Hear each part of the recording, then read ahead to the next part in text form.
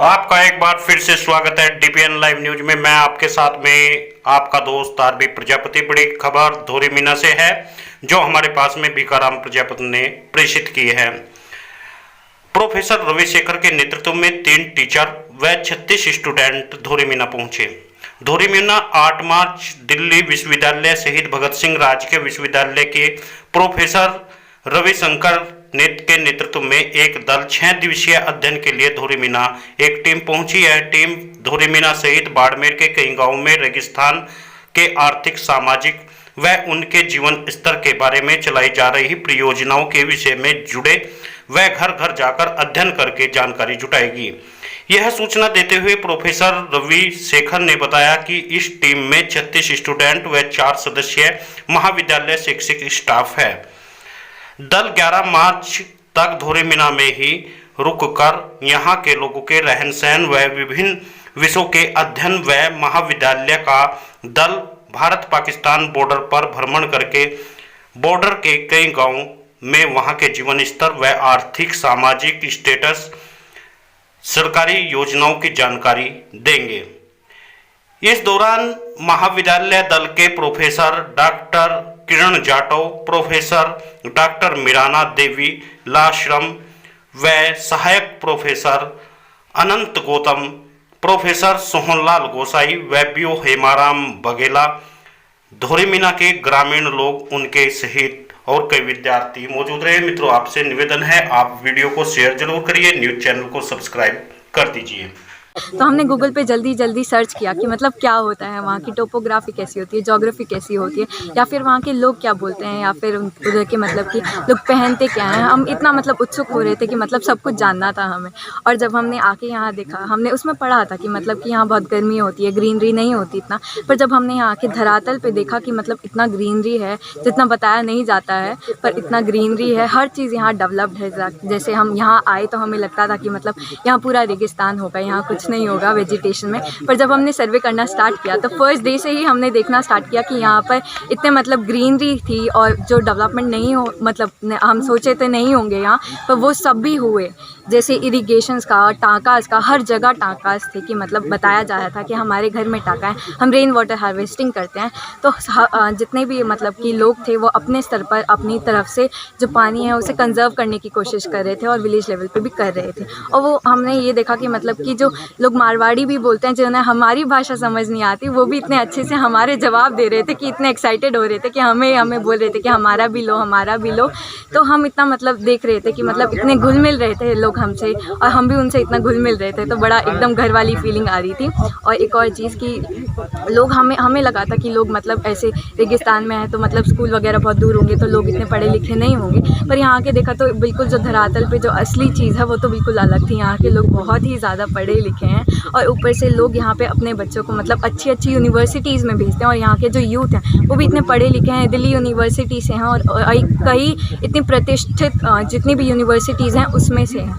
तो हमें बिल्कुल लगता है कि जो धरातल की जो सच्चाई है वो बिल्कुल दुनिया में अभी आई नहीं है, परंतु जो हमें यहाँ लगता है कि धोरी मीना इतना मतलब अच्छा आने के लायक है कि मतलब सबको आना चाहिए और यूथ को तो पक्का आना चाहिए। यहाँ देखना चाहिए कि यहाँ कितने सारे डेवलपमेंट हो चुके हैं और हमें और करने चाहिए, हमें सबको मिल के करने चाहिए। ये नहीं कि धोरी मीना के जो लोग हैं वही करें, हम यहाँ आएंगे तो हमें भी करना चाहिए, यहाँ अपना कंट्रीब्यूशन देना चाहिए। Thank you. बहन एक बताइए, जैसे कि हमारे इस एरिया के अंदर सबसे ज़्यादा प्रथा चल रही है जैसे घूंघट, और इसके विषय को लेकर और एक बताइए, जैसे हमारे बाल विवाह और मृत्यु भोज यहाँ का बहुत ज़्यादा चल रहा है इस एरिया के अंदर, इनको लेकर आप क्या कहोगे?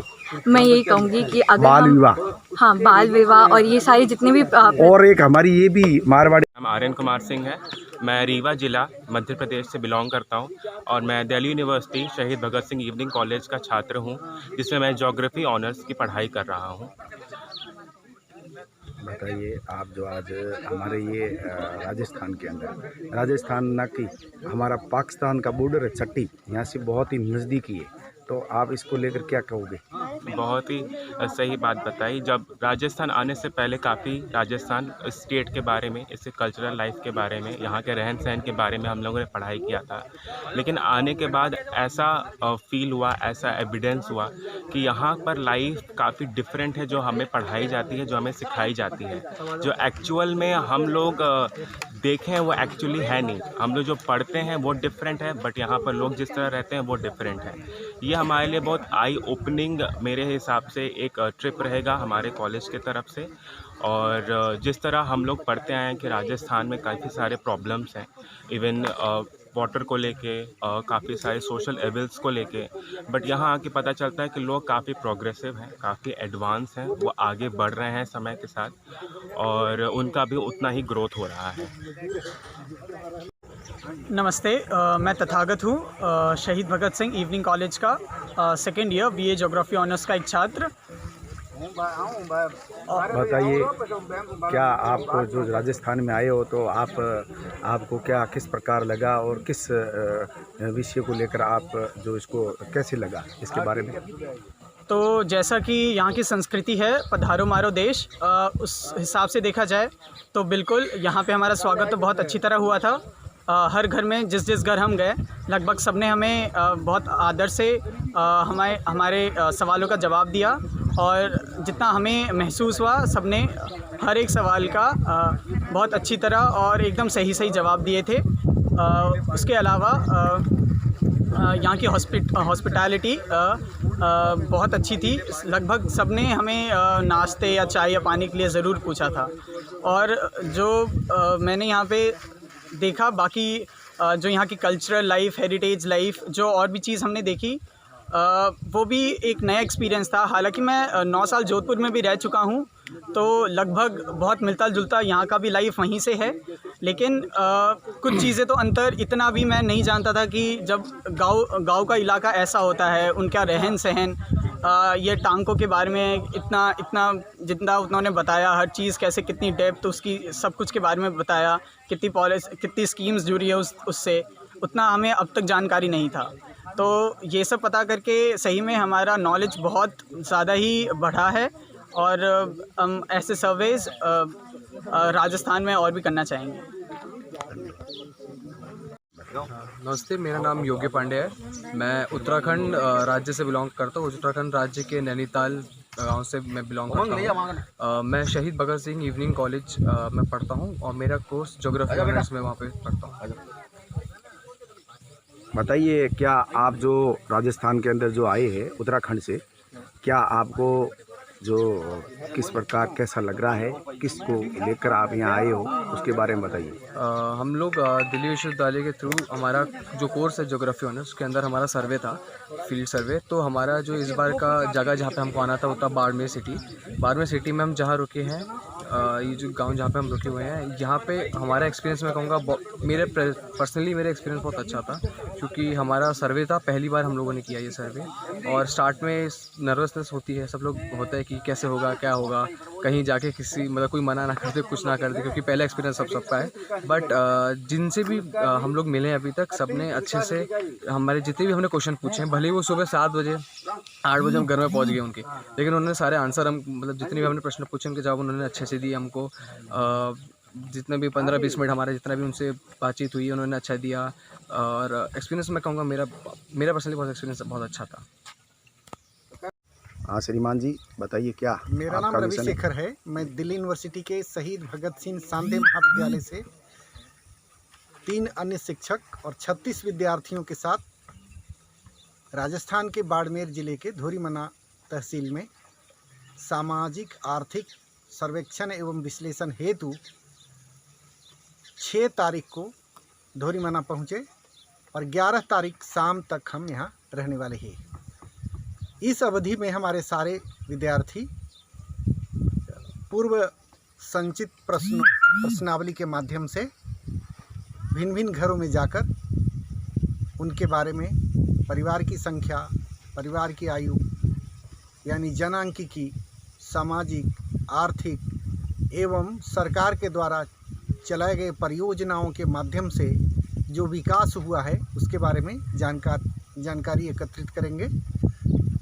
7 तारीख और 8 तारीख को कर रहे हैं। इसी क्रम में आज हम ग्रामीण परिवेश में किस प्रकार की मरुभूमि में खेती हो रही है उसका दिग्दर्शन किया और कल यानी 9 तारीख को हम सभी बॉर्डर इलाका में जाएंगे, ट्राई जंक्शन पर, जहाँ पाकिस्तान बॉर्डर और रन ऑफ कच्छ का दर्शन करेंगे। इन बिटवीन एक मरुस्थल में गांव का भी सर्वे करेंगे। 10 तारीख को हम सभी वाइल्ड बींस देखने के लिए गुड़ामनी को जाएंगे। और 11 पैदा करने के वाले की मैं झूठ नहीं कहता। सुबह हम राब बनाते, राब मतलब पानी में आटा डाल के, अभी बन रही है ना, वो पानी से सिर्फ, और उसमें कुछ नहीं। और फिर सुबह हम खाते थे और शाम को भी खाते थे और सोते थे। ये गलत बात नहीं कर रहा हूँ, ये मेरे साथ बीती हुई है। ऐसी परिस्थिति में भी हमारे पिताजी ने, मेरे पिताजी ने, गार्जियन ने पढ़ाया।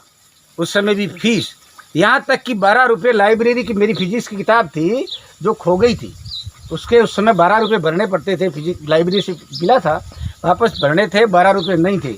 एक पीतल की थाली और एक पीतल का लोटा गिरवी रख के, मजाक नहीं करता, नीम की कसम है, गिरवी रख के 12 रुपये मुझे वहाँ भरने पड़े थे स्कूल में। तब जाके मुझे वो प्रवेश पत्र 10th का जो देते हैं परीक्षा, उस समय 10th में हमारा 10th बोर्ड था, 10th में भरते हैं तो प्रवेश पत्र दिया गया था, परीक्षा में मुझे बैठने की अनुमति मिली थी। ऐसी परिस्थितियां थी। आज तो लोग गंगा से बात करते हैं, यमुना से बात करते हैं, फ़ोन से बात करते हैं, दिल्ली से बात करते हैं, अंतर्राष्ट्रीय जैसे बात करते हैं। आपका ये सौभाग्य है कि आप दिल्ली यूनिवर्सिटी में पढ़ने के लिए आपके गार्जियनों को भेजा है। उस चीज़ को समझो, गार्जियनों की क्या परिस्थितियाँ रही है वो जाने, उनका काम जाने। लेकिन आप जिस स्टेज पे हो, आप बहुत सौभाग्यशाली हो। और विशेषकर तो ये बच्चियाँ सौभाग्यशाली है कि मेरे ज़माने में मेरी क्लास के अंदर सिर्फ 3 बच्चियाँ पढ़ती थी, 6ठी से 10वीं तक, और वो भी हम इधर बैठते थे और बच्चियाँ दूसरी लाइन में बैठती थी।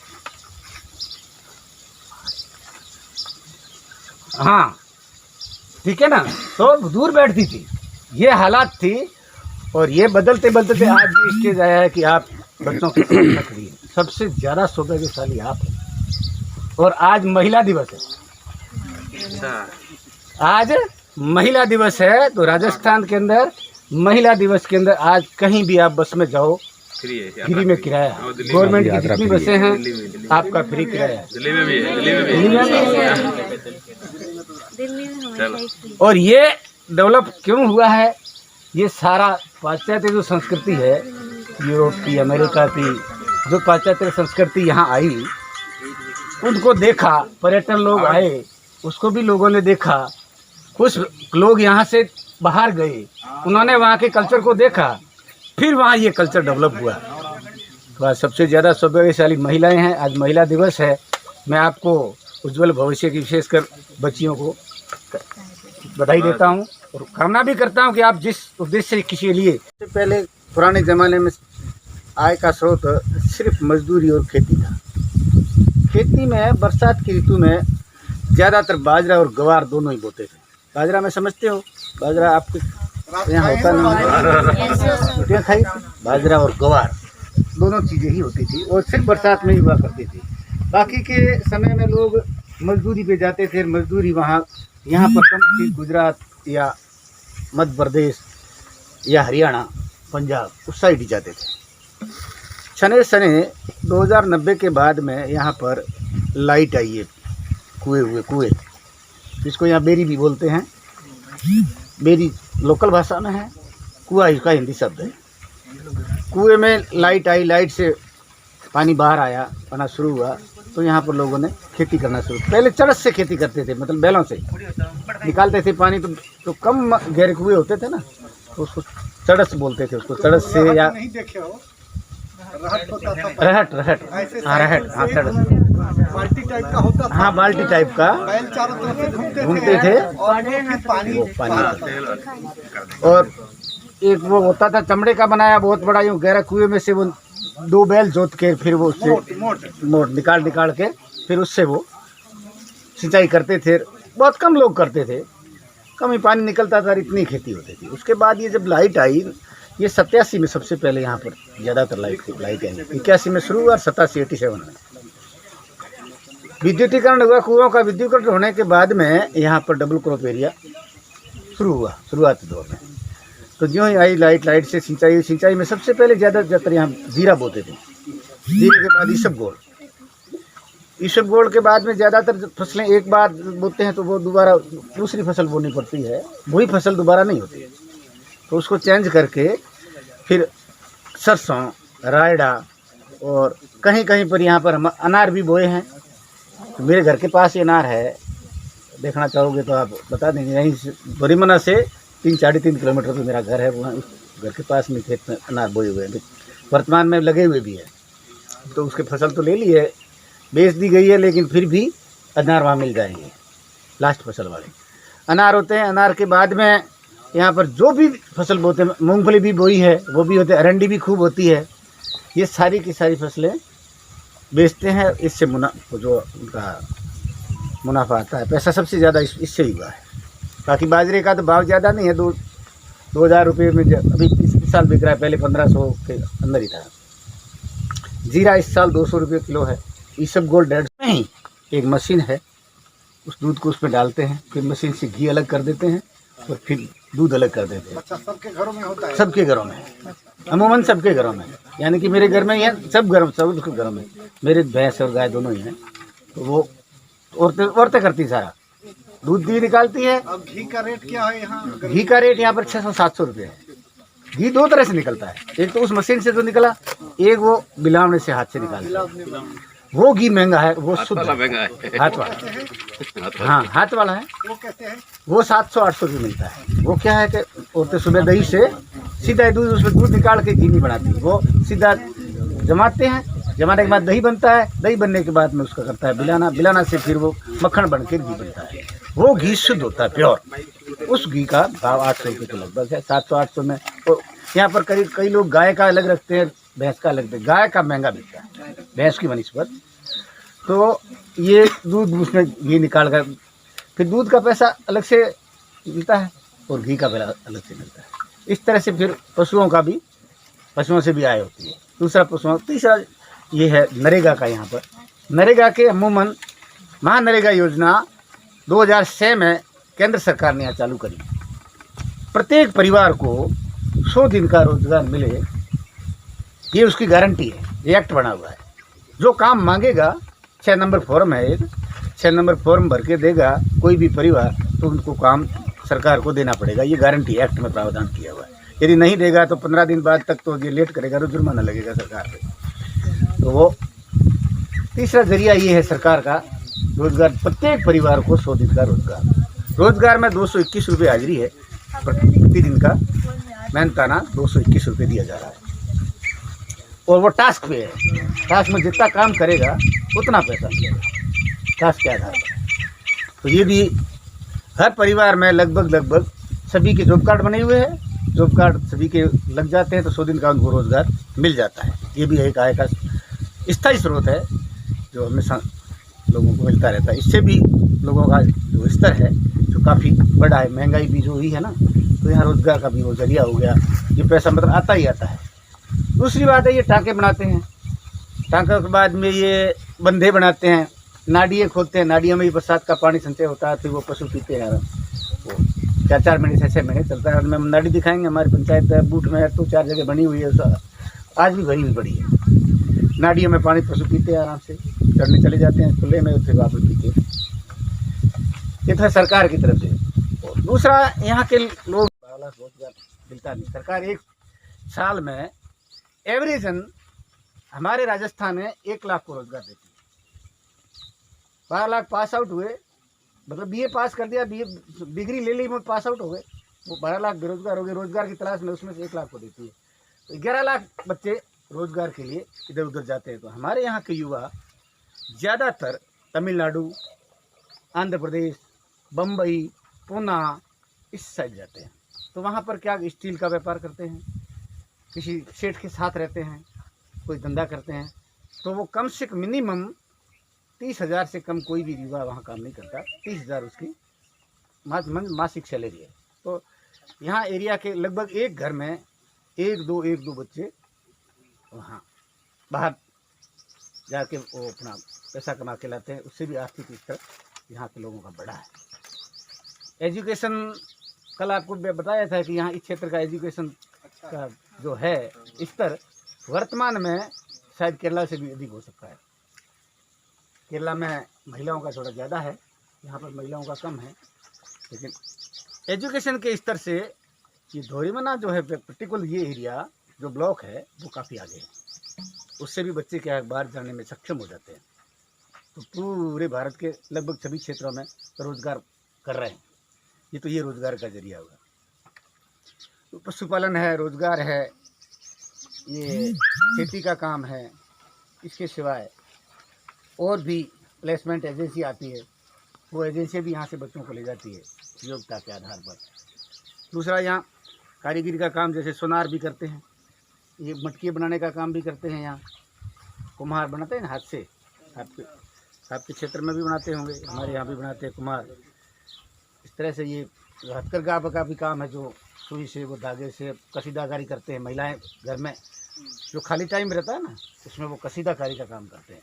तो कसीदाकारी में यहाँ से बात जाता है, यहाँ की प्रसिद्ध है वो महिला का क्या नाम था भूल गया मैं, रूमा देवी। रूमा देवी का तो अंतर्राष्ट्रीय तक पहुँच है इसी क्षेत्र में, जो शिल्प कला में क्षेत्र में। उसको PhD होल्डर है।